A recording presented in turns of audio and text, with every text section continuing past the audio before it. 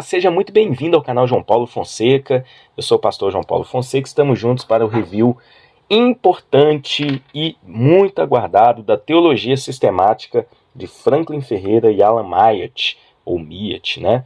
Uma análise histórica, bíblica e apologética para o contexto atual, uma publicação da editora Vida Nova.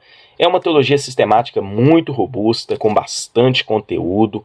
É uma teologia sistemática organizada, com uma pegada um pouco diferente das demais que nós temos no mercado, porque ele traz uma ênfase apologética, bíblica e histórica, né? Mas na verdade a sequência seria essa: história bíblica e apologética, no contexto da teologia sistemática. Nenhuma teologia sistemática que nós temos em português trabalha dessa forma. A gente tem a do Norman Geisler, que também tem uma pegada apologética, mas a do Franklin Ferreira, ela tem um aspecto um pouco diferente, eu vou estar mostrando para vocês. Se você quiser adquirir essa teologia sistemática, na descrição do vídeo tem um link, você comprando ajuda aqui o nosso canal num preço bem acessível. A editora Vida Nova sempre prezando pela qualidade dos seus materiais. Bom, vamos aqui para o conteúdo. Se inscreva no nosso canal, deixa o seu like, ativa aí o sininho das notificações. É muito importante também. Meu microfone até saiu aqui. Deixa eu colocar ele de volta. E aí a gente vai para o review. É porque o cabo dele é bem curtinho. Agora sim. Bom, a gente tem aqui primeiro uma folha de rosto. Ficha catalográfica, aliás, dados internacionais de catalogação. E agora sim, a gente tem aqui a ficha catalográfica. A primeira edição é de 2007.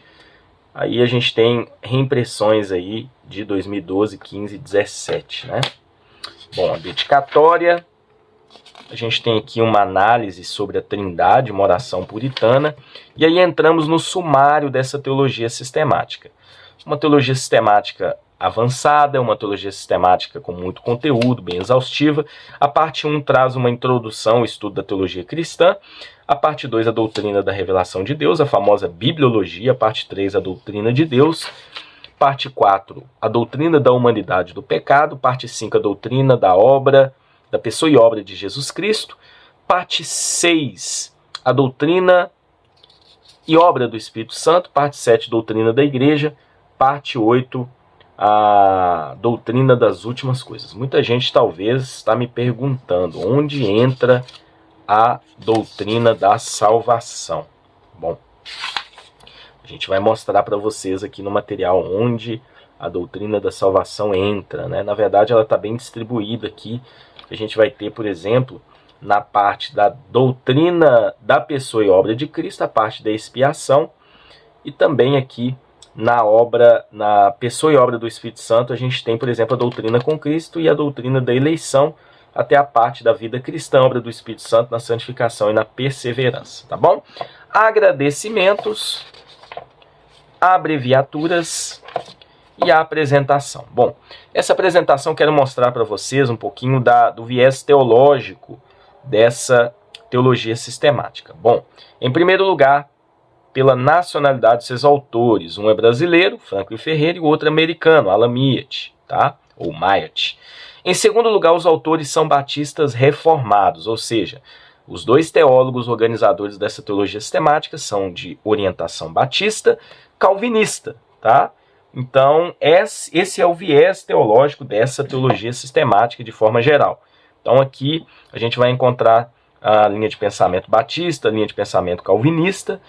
São os batistas reformados, os famosos batistas particulares aí, né?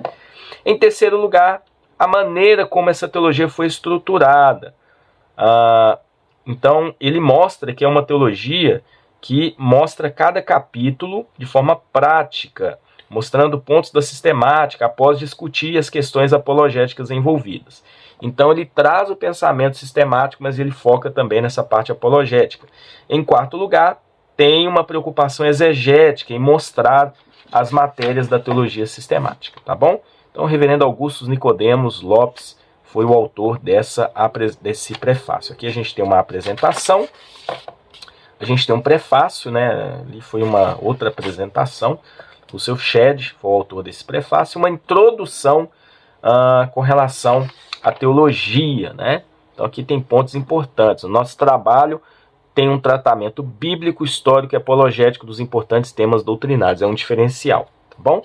Então essa introdução aqui é importante você fazer a leitura, né? Aqui de cara a gente tem uma distinção sobre a confessionalidade do material. Então aqui ele explica que ele segue uma linha batista calvinista, de acordo com as confissões de fé batistas lá do passado, né? De 1689, por exemplo, né? Então aqui ele vai trabalhar um pouquinho sobre isso, né? A importância dos credos. Então aqui tem o método que foi feita a teologia, a metodologia, né? Então aqui ele mostra que, por exemplo, o Alan Myatt assumiu a responsabilidade de sessões relacionadas com seitas e religiões, as exposições bíblicas, e o Franklin assumiu as sessões históricas, sistemáticas e pastorais. Então aqui tem toda essa organização. E aí já entramos na parte 1. Eu vou mostrar um pouquinho de cada capítulo, vou mostrar um pouquinho, porque é muita coisa, senão o review vai ficar muito grande, tá? Mas como essa teologia sistemática vai trabalhar? A gente tem a primeira parte, introdução ao estudo da teologia. Essa parte aqui é bem introdutória. Sempre em cada parte, né? A gente viu lá no índice. Deixa eu voltar aqui e mostrar para vocês, ó. Então aqui, por exemplo, a parte 1 tem 2 capítulos. Então primeiro tem uma introdução à parte 1. Sempre eles colocam aqui uma frase, uma citação de alguém. E aí depois eles entram capítulo por capítulo. E aqui a gente tem a construção da cosmovisão cristã. Isso é importante, logo de cara, te dar o que é a cosmovisão cristã, né? Explica primeiro o que é cosmovisão, ele explica que é um modo de ver o mundo, a interpretação que fazemos da realidade derradeira, é o sistema de pressupostos que usamos para organizar e interpretar nossa experiência de vida. É literalmente nossa visão de cosmos. A linguagem é fácil de entendimento, eles sempre usam diagramas, quadros, gráficos, bem práticos, tá? Então aqui está o conteúdo da teologia sistemática, uma letra normal, espaçamento da página muito bom, as folhas é aquela folha branca, né, tradicional, e abaixo a gente tem notas, tá? São notas muito importantes também. Vale ressaltar com relação a essa teologia que os autores usam aqui alguns pontos, né, sempre colocando algumas fundamentações. Por exemplo, a primeira prova da verdade com relação à cosmovisão, à suficiência de pressupostos, são pontos bem importantes aqui. Ele vai enumerando pontos. Olha que quadro legal, cosmovisões básicas do pensamento cristão. Então essa primeira parte ela é muito importante, capítulo 1.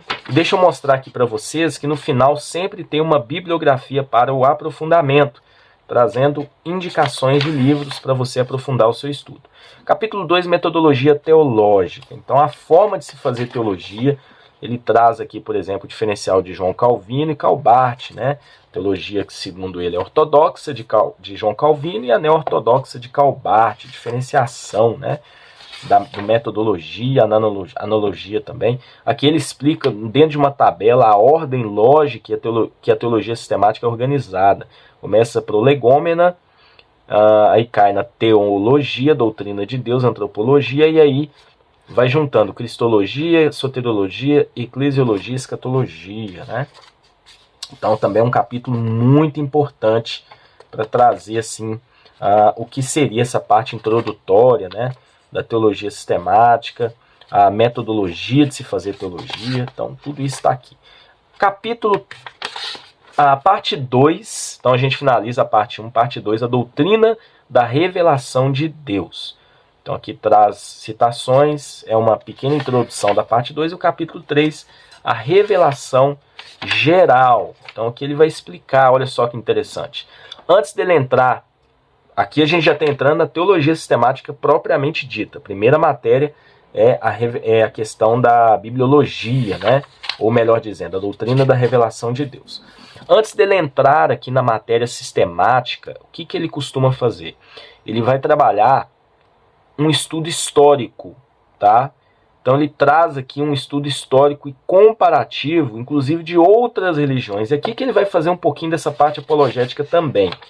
Mas, por exemplo, aqui ele desenvolve um pouquinho do pensamento com relação à revelação geral, ao longo da história, tanto de religiões como também da tradição evangélica, tá? É muito importante essa parte.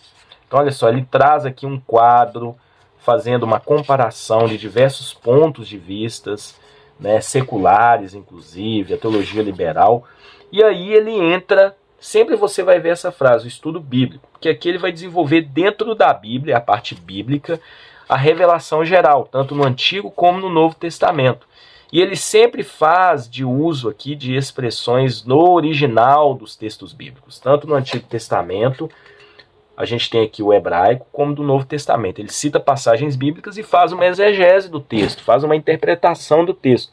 Isso é muito legal, gente, é uma parte bem interessante.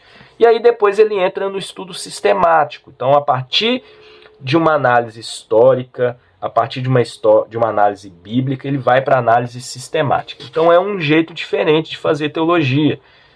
E aí, por fim, a gente tem uma análise apologética, onde ele cita diversas interpretações e aí sempre enfatizando a forma correta de se ver a revelação geral em comparação com outras linhas de pensamento, tá bom? Então ele faz isso em todos os capítulos. Aqui entramos no capítulo 4, a palavra de Deus. Então aqui, ó, estudo histórico e comparativo. Todos os capítulos têm essa forma de abordar. Então aqui, por exemplo, ele traz as seitas, né, que existem, a revelação especial na história do cristianismo. Então agora ele vai trabalhar a revelação especial, que é a palavra de Deus. A Igreja Antiga reconhece o Novo Testamento. Então aqui tem uma parte histórica sobre a organização da revelação especial à Bíblia Sagrada, né? Que é a revelação especial de Deus, a palavra de Deus. Então, após essa parte aqui histórica, né? Olha só, a gente tem a inerrância limitada. Aí tem um estudo bíblico, é a parte bíblica sobre essa matéria, tanto Antigo como Novo Testamento. E aí depois a gente encontra também a parte sistemática e finalizando a parte apologética. Todos os capítulos, vale ressaltar, ele vai trabalhar dessa forma. Então, olha só, a escritura é o alicerce de uma cosmovisão racional. E, gente, ele também costuma fazer nos capítulos, ele mostra a aplicação prática disso. É uma parte pastoral, que é muito importante, né, da matéria que está sendo trabalhada. Além disso, o apêndice, ou os apêndices que nós encontramos, são estudos para acrescentar ao que foi trabalhado, igual, por exemplo, essa parte aqui da palavra de Deus, que é a doutrina da revelação especial de Deus. A gente tem diversos pontos muito difíceis de compreensão. Ele traz alguns apêndices, tá bom?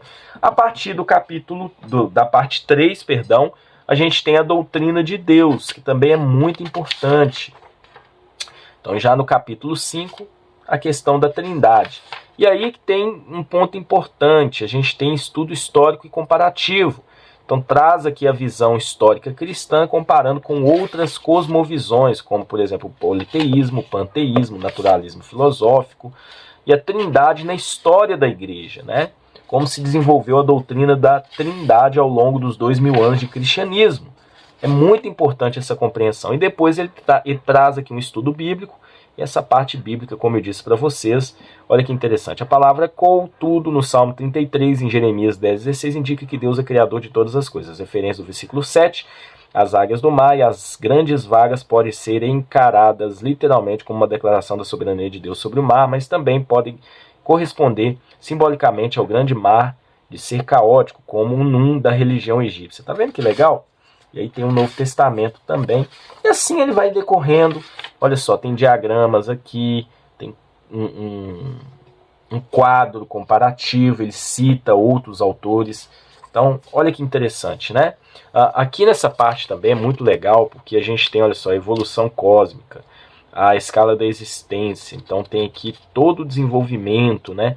Inclusive de outras religiões. Aquela parte apologética que ele vai citando e usando, olha só, a abordagem de outras religiões com relação a essa parte da trindade. Aplicação prática, a gente tem uma parte pastoral e a gente finaliza o capítulo. Os 6, os atributos de Deus, ele vai fazendo da mesma forma, ele vai desenvolvendo da mesma maneira. Bom, e sempre é interessante ressaltar que a gente tem a parte histórica, a parte bíblica, sistemática, apologética e prática em cada capítulo. Então essa teologia sistemática ela tem esse diferencial. de trazer todos os ramais da teologia juntos numa compreensão profunda, mas ao mesmo tempo de tranquila assimilação. Essa parte do estudo apologético é muito importante. Na explicação dada por outras opções de interpretação dos atributos de Deus, temos alguns desafios à doutrina cristã acerca desses atributos. O primeiro desafio consiste na negação da personalidade de Deus. Em seguida, podemos destacar as noções existentes sobre Deus que afirmam um Deus pessoal, mas de alguma maneira negam sua aceidade, independência. E vai trabalhar aqui as linhas de pensamento. Capítulo 7, Deus Pai, ele faz da mesma forma. Após essa parte do Deus Pai aqui, a gente tem uma matéria que é muito importante também, que está ligada aí com Deus, que é o capítulo 8, a criação. Definição do problema. Então aqui ele traz primeiro, em todos os capítulos ele faz isso, uma extensão do que é essa matéria, que é de suma importância, né? Mas ao mesmo tempo ele vai desenvolvendo também estudos históricos e comparativos, né? Que ele traz aqui diversas interpretações e sempre aliando a linha de pensamento cristã, né, com relação à criação. Então ele traz esse aspecto histórico e a doutrina da criação na história da igreja. Então aqui tem esse desenvolvimento, ele faz citações, para depois ele entrar no estudo bíblico, que é uma análise exegética de textos bíblicos, a interpretação correta, tanto no Antigo como também no Novo Testamento. Ele faz isso em todos os capítulos. E em seguida a gente tem um estudo sistemático, vale ressaltar que tem muitas citações bíblicas. Por fim, um estudo apologético, como ele faz em todos os capítulos, tá bom? Bom, ainda dentro dessa matéria aqui sobre Deus, né, a gente tem também a providência de Deus, que é um capítulo muito importante, o capítulo 9. Vale ressaltar que Franklin Ferreira é calvinista, batista calvinista, então a gente percebe uma linha de pensamento mais próxima aí ao calvinismo, né? Então, por exemplo, o decreto de Deus. Então aqui ele explica ele traz aqui um pouquinho da visão, que seria a visão arminiana, por exemplo, né? Mas ele desenvolve dentro da visão calvinista. Então aqui ele traz a visão calvinista, a visão arminiana, ele traz um quadro comparativo das visões, né? Explica cada visão, é aquela parte histórica do desenvolvimento da doutrina, e ele entra no estudo bíblico e ele vai trabalhar dentro da visão calvinista. Então ele mostra um pouquinho das duas visões, embora ele siga a linha calvinista de forma definitiva, tá bom? Então aqui, a partir dessa parte da providência de Deus, né? Olha só, a posição que defendemos se chama compatibilismo, ou seja, consiste na ideia de que o ser humano é um agente que age livremente, segundo os seus desejos e o próprio querer, mas sempre conforme o plano soberano de Deus. A predestinação e a livre agência do ser humano são compatíveis uma com a outra. O significado do homem não está numa suposta autonomia, mas se origina do seu lugar no plano de Deus. Então, é a visão dele com relação aos decretos, enfim, né? Isso é bem interessante também. Esse capítulo eu fiz a leitura, fiz várias marcações. Ele sempre finaliza com um estudo apologético, comparando as visões. Aqui a gente já está no capítulo sobre anjos e demônios, né? Então ele também traz um pouquinho sobre isso. E aí a partir aqui da parte 4, deixa eu ver se eu consigo mostrar aqui para vocês. Eu já até também fiz um estudo. A parte 4 ele vai trabalhar a doutrina do pecado e da humanidade, que é muito importante também. Ele sempre traz aqui um estudo histórico e comparativo, trazendo o desenvolvimento histórico de outras visões, sempre aliando o desenvolvimento do cristianismo, da cosmovisão cristã. Traz aqui um desenvolvimento, é um resumo, né? Mas ele traz aqui uma abordagem bem ampla. E aí ele foca depois no estudo bíblico, trazendo um pouco sobre o ser humano, dentro do Antigo e Novo Testamento, quem é o ser humano, as faculdades humanas, a relação de corpo e espírito, já na parte sistemática, né? Então ele explica dentro de uma visão dicotomista, evidentemente, que é a visão reformada clássica com relação a esse pensamento. E aqui tem um pouquinho sobre relação reino, pacto, mediador. Então um pouquinho aqui dessa parte da forma como o ser humano deve viver. Capítulo 12 é a doutrina do pecado, que também é muito importante, é um capítulo bem assim importante, porque ele traz primeiro a visão de outras religiões com relação ao pecado, o desenvolvimento da linha de pensamento nessas religiões, o desenvolvimento da linha de pensamento cristã. Ele cita aqui um pouquinho do semi-pelagianismo, com relação ao pecado, a origem da linha de pensamento do pecado original. Eu só acho que ele cometeu um errinho aqui quando ele compara o arminianismo ao semi-pelagianismo. Então, por exemplo, aqui ele explica: os arminianos posteriormente acabaram por negar a imputação do pecado de Adão à sua posteridade. No entendimento deles, a raça humana recebe de Adão uma natureza corrupta, mas não estava presente em Adão.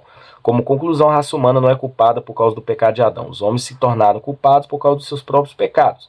Os homens não são responsáveis pelo pecado de Adão, são apenas somente por suas próprias ações. Ninguém é pecador ou cristão em sua própria accência. Sobre esses arminianos, John Owen escreveu tal. Por isso, o arminianismo é frequentemente chamado de semi-pelagianismo. Isso aqui é um erro grave que eu identifiquei nessa teologia, porque ele está se baseando em arminianos que não seguem a linha de pensamento arminiana clássica, né? Então eu achei que foi um erro aqui do Franklin Ferreira, ou do outro, do Alan Myatt, ou Mitt, né, em comparar o arminianismo com o semi-pelagianismo, né? Então aqui ele cita, por exemplo, Finney, né? Ele cita aqui Finney. Olha só, Finney afirmou que o pecado consistia na escolha de se quebrar a lei moral, fazendo uma distinção em comum entre depravação moral e física. Só que o Finney não era um arminiano clássico, né? Então, enfim, né? Dando continuidade, ele vai seguindo e vai mostrando um pouquinho aqui desse desenvolvimento sistemático da doutrina do pecado, tá bom? E aqui ele vai mostrando, e até mostrei, né, a posição geralmente associada ao arminianismo. Afirma que herdamos uma tendência ou inclinação para o mal, mas ainda temos o livre-arbítrio e o poder de resistir à tentação. Só que no arminianismo a pessoa só consegue ir na direção de Deus quando Deus toma a iniciativa por meio da graça preveniente. Então ele está se baseando aqui que o semi-pelagianismo é a mesma coisa de arminianismo. E aí depois ele mostra a linha de pensamento dele com relação à doutrina do pecado, que é a posição arminiana. A diferença é que no arminianismo a gente tem a graça preveniente, ao invés de ser uma graça irresistível, ou de uma eleição incondicional, né? Então, que ele mostra no estudo apologético, pelagianismo, semi-pelagianismo, enfim. E aí nós chegamos na parte 5, a doutrina da pessoa e obra de Cristo. Então ele desenvolve primeiro a pessoa de Cristo, ele mostra um estudo histórico e comparativo sobre o que outras religiões pensam a respeito de Cristo, né? E aí ele desenvolve a linha de pensamento cristã. Cristo é o centro, né, de todas as coisas. Aí tem um estudo aqui com relação à pessoa de Cristo desde o Antigo Testamento. Olha só, tem aqui um quadro desde a linha de pensamento, né, no Antigo Testamento, sobre Cristo, sobre o Messias, o problema do pecado, enfim. E aí entramos no Novo Testamento e depois um estudo sistemático sobre isso, tá bom? E aí também nós temos algumas linhas de pensamento, né, com relação a isso, que ele traz aqui no estudo apologético: subordinacionismo e a teologia liberal, né, umas óticas estranhas aí sobre a encarnação de Cristo. No final ele traz aqui uma aplicação prática. Capítulo 14, a obra de Cristo no estado de humilhação.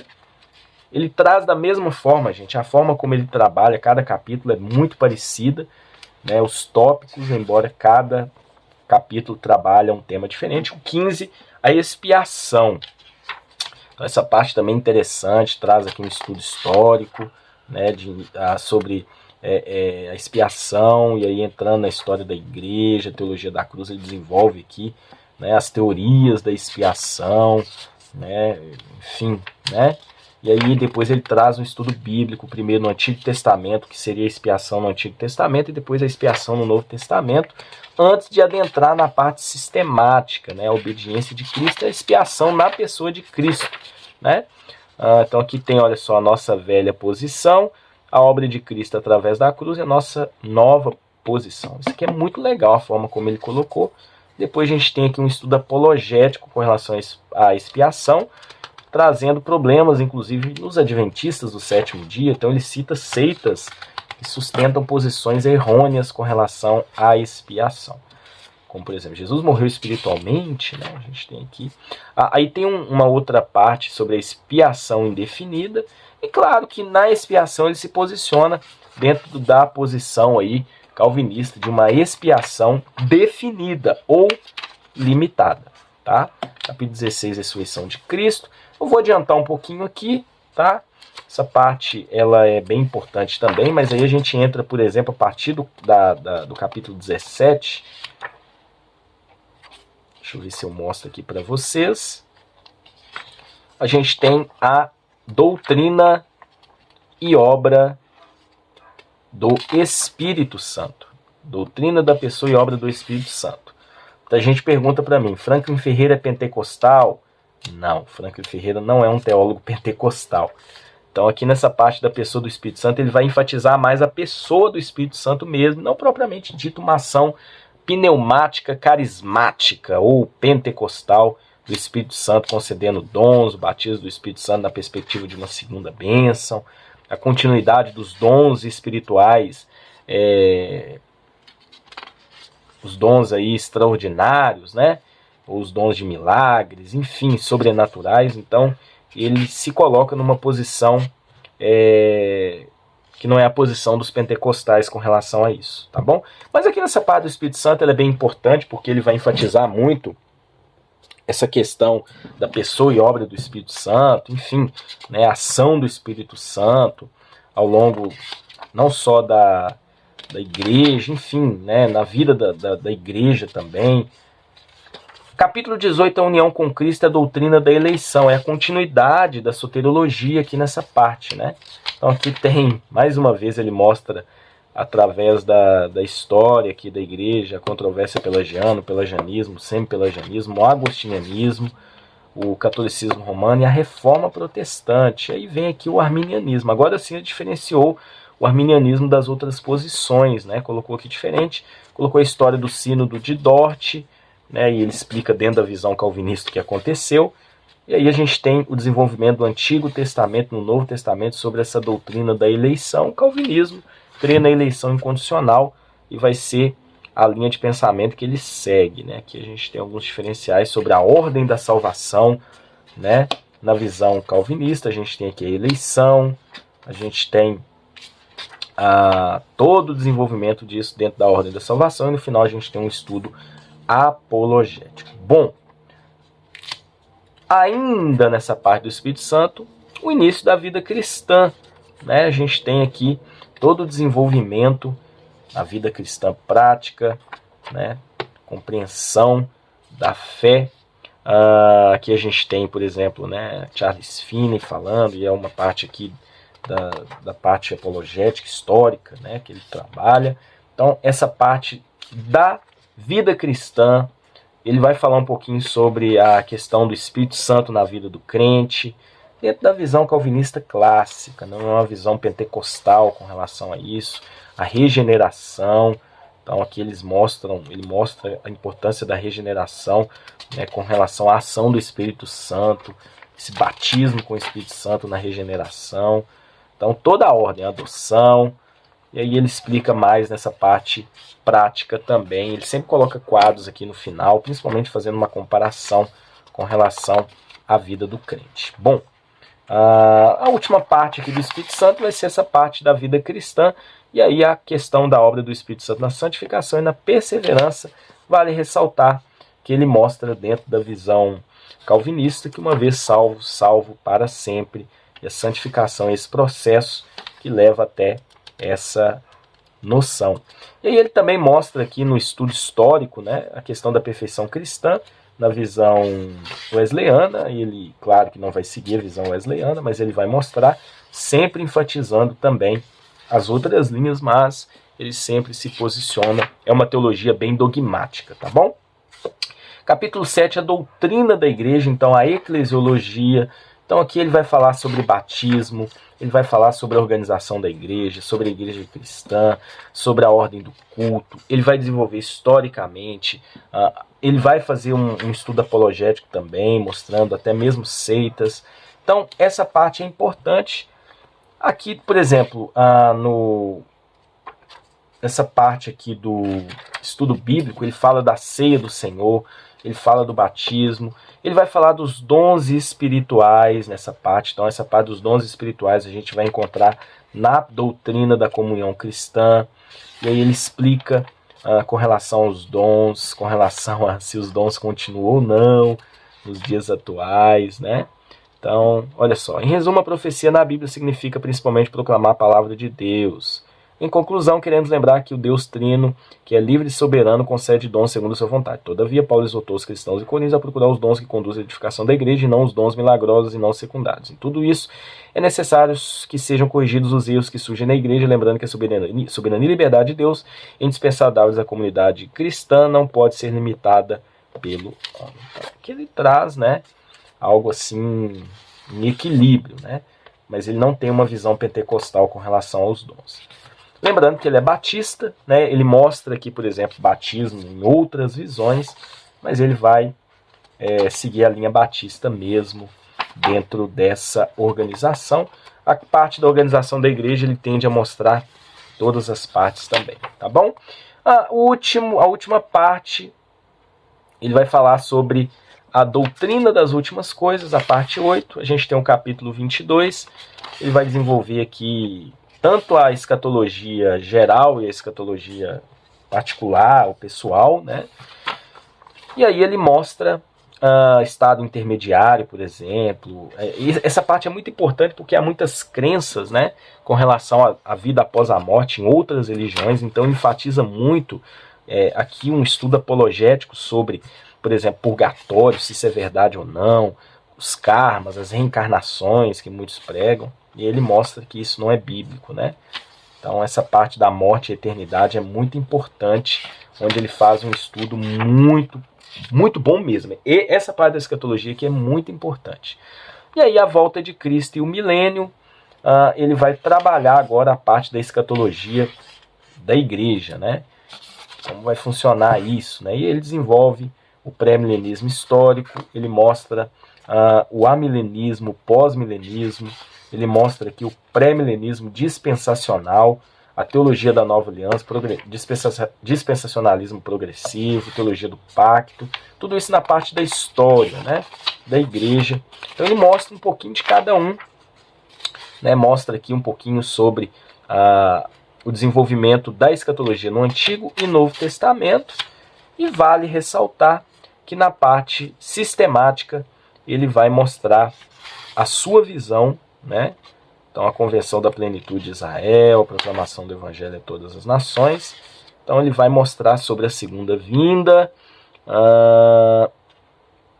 e aí ele mostra dentro da visão dele, né, a visão amilenista, que é a visão que ele, né, que mostra com muitos detalhes, mas aqui na escatologia é interessante que ele mostra praticamente todas as visões, tá? Ele faz um estudo bem amplo, mostrando a visão amilenista, pré-milenista histórica, e aí ele vai desenvolver na parte de apologética também alguns erros que existem com relação à escatologia. Bom, página 1165, que tem alguns cânticos, né? Aí ele traz aqui um apêndice, sistemas teológicos evangélicos comparados, né? Então aqui o dispensacionalismo progressivo, teologia do pacto. Olha que interessante, comparando aqui, né, as linhas escatológicas. Esse quadro aqui é muito legal, gente. Você vai ter aqui uma visão ampla da escatologia.